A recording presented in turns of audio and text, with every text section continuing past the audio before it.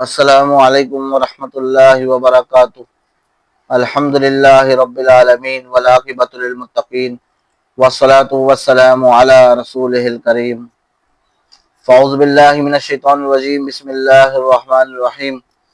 والذین یرمون المحصنات ثم لم یأتوا بأربعة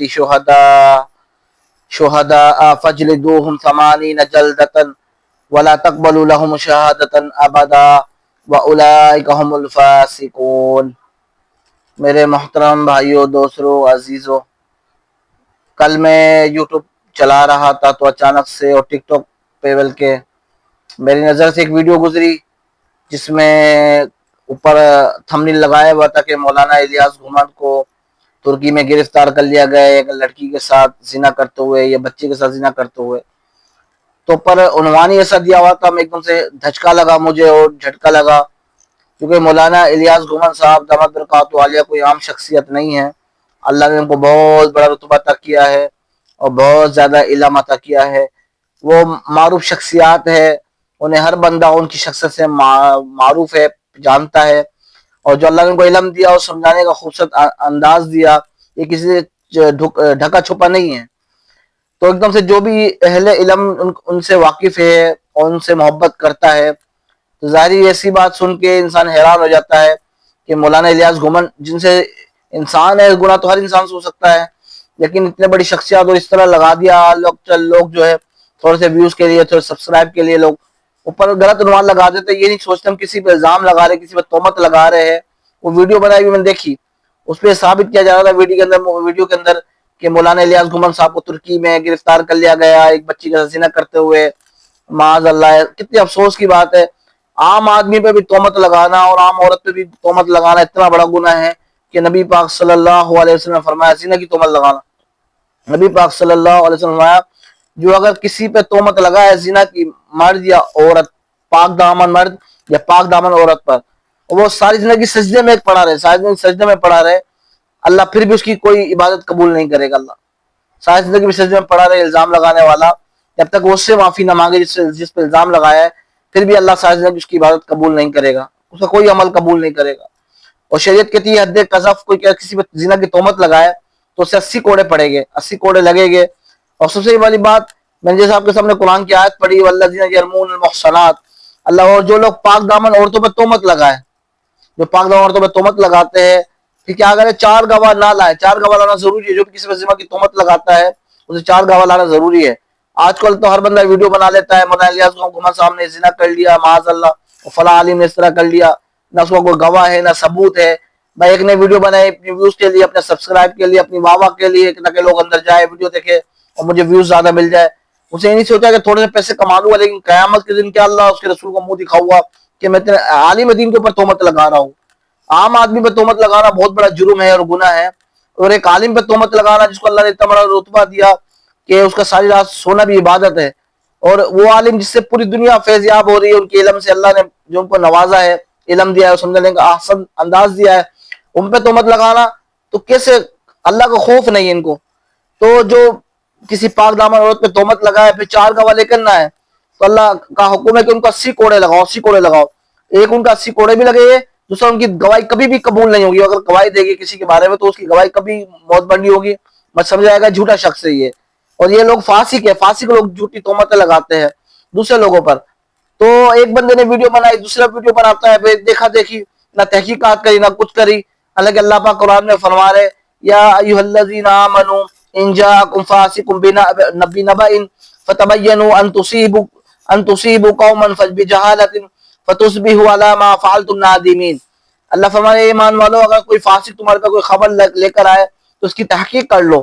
ہمیں حکم ہے ہر بات کی تحقیق کرنی چاہیے، یہ نہیں کہ آپ نے ایک بندے نے آپ کو بتا دیا، آپ نے ویڈیو بنا شروع کر دی اور اپنے ویوز کے لیے، اپنے سبسکرائب کے لیے آپ نے نہیں سوچا کہ ویوز تو مجھے مل جائے گے، سبسکرائب بھی مل جائے گے اور تھوڑے پیسے بھی آ جائے گے، میرا چینل بھی اوپر چل جائے گا، لیکن قیامت میں اللہ اس رسول کو منہ کیا دکھاؤں گا؟ اور جس پاک دامن عالم پہ یا میں کسی نے ایک بندے پہ تہمت لگا رہا ہوں، اس سے معافی کیسے مانگوں گا؟ زندگی بھر کیسے اس سے ملاقات ہوگی؟ کس طرح اس سے معافی مانگوں گا؟ قیامت میں کس طرح اس کا سامنا کروں گا اور اللہ اس کے رسول کا سامنا کروں گا؟ ایک عالم کے بارے میں کہ جس کو اللہ کے نبی نے فرمایا، نبی پاک صلی اللہ علیہ وسلم فرمایا ہے العلماء ورثۃ الانبیاء، علماء نبی کے دین کے وارث ہیں، ان پہ تہمت لگانا افسوس کی بات ہے۔ اللہ فرمائے کہ تحقیق کر لو کہ ایسا نہ ہو تم کسی قوم کو نادانی میں نقصان پہنچا دو، پھر اپنے کیے پر پریشان ہو، پچھتاؤ یہ کیا کر دیا میں نے، کسی پہ تہمت لگا دی ہو گیا، کسی کو نقصان پہنچا دیا۔ تو بھائیو یہ ہمارے بہت زیادہ ہے کہ ہم تحقیقات کرتے نہیں ہیں، بس سنی سنائی باتوں پر الزام لگا دیتے ہیں۔ رسول پاک صلی اللہ علیہ وسلم نے فرمایا ہے جو کسی مومن پر تہمت لگائے، جو کسی مومن پر تہمت لگائے، اللہ تعالیٰ سے جہنم کی گندگی میں ٹھہرائے گا، یہاں تک کہ اپنے کیے ہوئے الزام سے نکلے گا، یہاں تک کہ وہ توبہ کر لے، قیامت میں موقع نہیں ملے گا توبہ کرنے کا۔ تو ہم کتنے افسوس کی بات ہے، کسی مومن پر اور عالم پر تہمت لگانا بہت افسوس کی بات ہے۔ تو یہ میں آپ کو سنا دیتا ہوں کہ جو ویڈیو میں پھیلائے گئے واضح جھوٹ ہے، جو مولانا الیاس گھمن صاحب پر جھوٹے پھیلائے گئے، لائٹ جلا دینا سامنے کی، سامنے کی لائٹ جلا دینا، یہ ویڈیو میں پھیلائے گئے جو جھوٹ ہے، اس میں آپ کو بتا دیتا ہوں کہ ویڈیو میں پولیس کی گاڑی دکھائی گئی ہے تاکہ تاثر دیا جائے کہ گاڑی مولانا کو گرفتار کرنے کے لیے آئی تھی۔ در حقیقت ایسا ہے ہی نہیں، پہلی بات ایسا ہے ہی نہیں۔ دوسری بات یہ ہے کہ ویڈیو میں گاڑی دکھائی گئی ہے اور یہ تاثر دینے کی کوشش کی گئی ہے کہ اس گاڑی میں مولانا سوار ہے، حالانکہ وہ گاڑی نہ مولانا کے استعمال میں نہ پولیس کی ہے، وہ ایسے ہی فرضی گاڑی بنائی ہے، کسی نے خوف خدا نہیں ہے۔ تیسرا ایک بچی کی فرضی تصویر دکھائی گئی ہے، یہ تاثر دینے کی کوشش کی گئی ہے شاید یہ لڑکی متاثرہ ہے، نہ معاذ اللہ مولانا کے ساتھ کوئی زنا کیا یا کوئی غلط کام کیا، جبکہ یہ سراسر جھوٹ ہے۔ چوتھا، اس موصوف نے جس نے ویڈیو بنائی ہے اور الزام لگایا ہے کہ یہ دعویٰ کیا ہے مولانا الیاس گھمن صاحب کو 8 مہینے ترکیہ کی جیل میں رکھا گیا ہے، مگر نہ اس کے آغاز اور اختتام کی تاریخ بتائی، نہ ہی اپنے کسی الزام کا کوئی واضح ثبوت پیش کیا اس نے،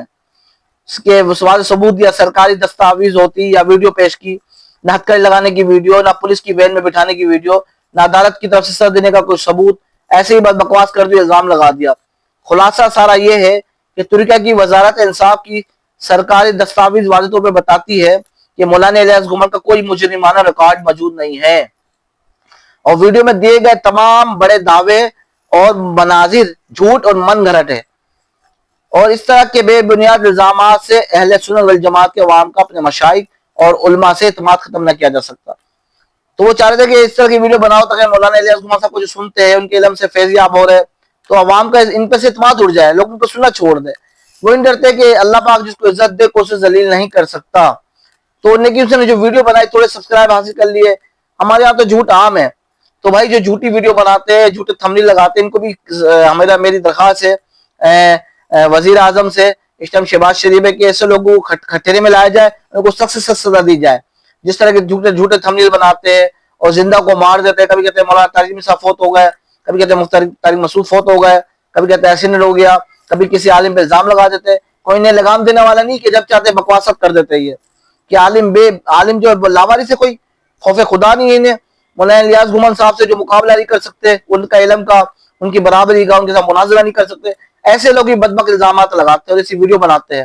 ترکیہ میں تو مولانا الیاس گھمن صاحب کو عزت دی گئی اور وہاں ان کے بیان کرائے گئے اور ان کے ذریعے پوری امت فائدہ اٹھا رہی ہے۔ ان کے بھونکنے سے کوئی فرق نہیں پڑے گا، کتوں کے بھونکنے سے کوئی فرق نہیں پڑتا ہے۔ تو جو کتے بھونک رہے ہیں مولانا الیاس گھمن صاحب پر یا دیگر علماء کرام پر جو اہل سنت والجماعت کے علماء ہیں،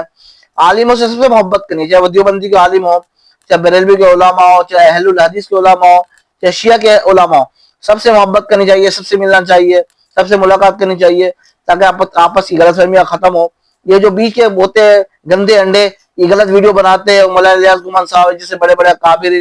پہ الزامات لگا دیتے اور خوف خدا نہیں کرتے کہ ہم قیامت میں کیا اللہ اس رسول کو منہ دکھائے گے۔ تو ایسے لوگوں کو اللہ ہدایت دے اور سیدھا راستہ دکھائے، ہم تو ان کے لیے یہی دعا کریں گے، کیا ان کے لیے بد دعا کرے۔ کیسے مولانا الیاس گھمن صاحب پہ الزامات لگا دیے اور ابھی بھی اس کے لیے اپنے سبسکرائب کے لیے تھوڑے لائک کے لیے کوئی خوف خدا نہیں ہے، کیا ان کو مرنا نہیں ہے پاگل کے بچوں کو؟ ایسے الزامات لگا رہے ہیں۔ میں ہمیشہ زبان استعمال نہیں کرتے، لیکن کیونکہ بڑے عالم پہ الزام لگایا، میں جو بڑی تکلیف ہوئی ہے، بڑا دکھ ہوا ہے، تو میں دکھ کے ساتھ یہ باتیں کروں ساری۔ تو خوف خدا کرنا چاہیے۔ کوئی وزیر اعظم پہ اس طرح کے الزام لگا سکتا ہے،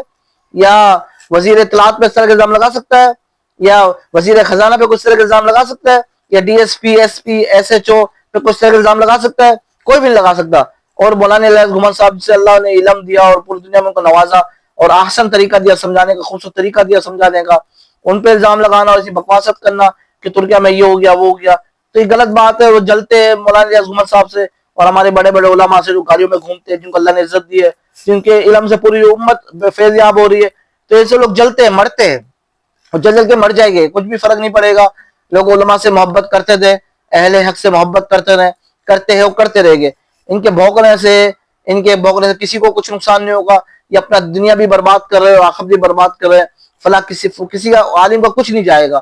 اللہ انہیں ہدایت دے۔ ہم تو ان کے لیے یہی دعا کریں گے جو اس طرح کی ویڈیو بناتے ہیں یا بغیر تحقیق کے آگے باتیں پھیلا دیتے، الزامات لگا دیتے۔ تحقیق کرنی چاہیے، پھر جا کے انسان آگے بات کرے، یہ نہیں کہ جو منہ میں آگے پھیلا دو، جو سنو۔ نبی پاک صلی اللہ علیہ وسلم حدیث کا مفہوم ہے انسان کے جھوٹا ہونے کے لیے یہ کافی ہے ہر سنی سنائی بات آگے پھیلاتے۔ انسان تحقیق کرے، جب بھی کوئی بات سنے پھر پوچھے، پھر جا کے آگے بات پھیلائے، نہیں پھیلانی ہے پھر بھی بتائے، تحقیق کر لے۔ پہلی بات تو کسی کی اچھالنے نہیں چاہیے، لیکن اگر کسی کا اجتماعی نقصان ہو رہا ہو پھر انسان آگے کرے۔ اور اتنے بڑے عالم پر علماء پہ الزام لگانا تو یہ کیا اپنا دین بھی برباد کر رہے ہو، آخرت بھی برباد کر رہے، جو علماء سے بغض رکھتے ہیں یا جن کے دل میں علماء کی عداوت ہے، بغض ہے، عناد ہے، ایسے لوگ کا اللہ بہت کہ ایمان ہی سلب کر لیتا ہے، ایمان ہی چھین لیتا ہے۔ اللہ ہم سب کی حفاظت فرمائے، اللہ پاک ہمیں علماء کرام سے سچی عقیدت، سچی محبت عطا فرمائے، اور اللہ پاک ہمیں سچی عقیدت، سچی محبت عطا فرمائے، اور آپ صلی اللہ علیہ وسلم کے طریقے میں چلنے کی توفیق عطا فرمائے۔ وآخر دعوانا ان الحمد للہ رب العالمین۔